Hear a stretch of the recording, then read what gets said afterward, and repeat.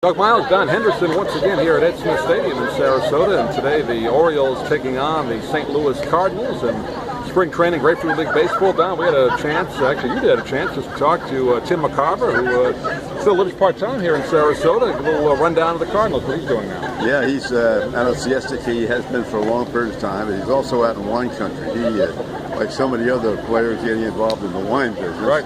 And but he does do, as he indicated, people will see, does 33 games for the St. Louis Cardinals. He's now, you said 77. I didn't know exactly what he was, but you said 77, and he's still going strong. Hey, before we talked to him, he was doing about a half an hour or more with the local, I guess, St. Louis writer, and boy, he's got some great stories about Bob Gibson. Some we can't tell on the air here. Well, that's right. He was doing a breakdown on Bob, almost from the very first. Of course, he caught Bob Gibson in all the big years, and they were talking about the lowering of the mound and what happened there. And Bob's thought about it. He said, "You don't do anything for the hitters, but they deplete the chance of the pitchers being more effective."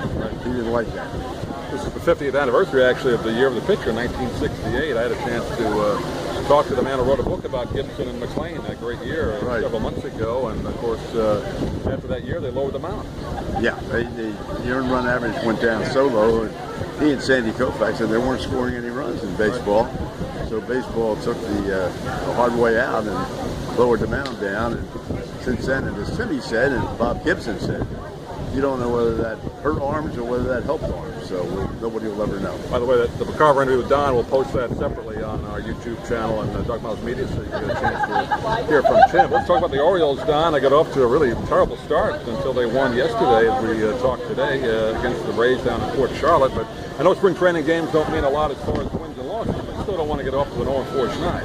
Well, I think there's a lot of similarities. In fact, Timmy talked about the holes in the St. Louis Cardinals and what they have to do between now and opening day, and how they're going to go about doing it. The Phillies seem to be in the same category. The Phillies have a number of holes, and they're trying to fill those.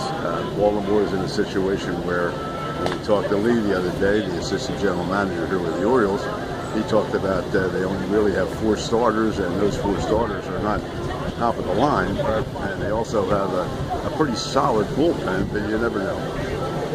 So we'll get a chance to see what happens today, and you are a little bit surprised, though, Don. Now, I know spring training started about a week earlier this year. Attendance not quite what I think the Orioles thought it was going to be in this game. I think people were surprised a little bit down here in Sarasota. That, we talk about it, and has been well publicized in Sarasota, that their impact is $97 million on the city of Sarasota. And we've been here for most of the game so far. And now is when they're really starting to fill the ballpark. We came in and there was no parking spaces when we came in. Big media show here today. So I think it's going to really pick up, and everybody will get much more involved in baseball from here on down. Yeah, I think March starting now, the week earlier may have had an effect, but we'll be here throughout spring training and give more reports as we go along the way. Don, we enjoy talking to McCarver today. Let's play a game. Always a pleasure.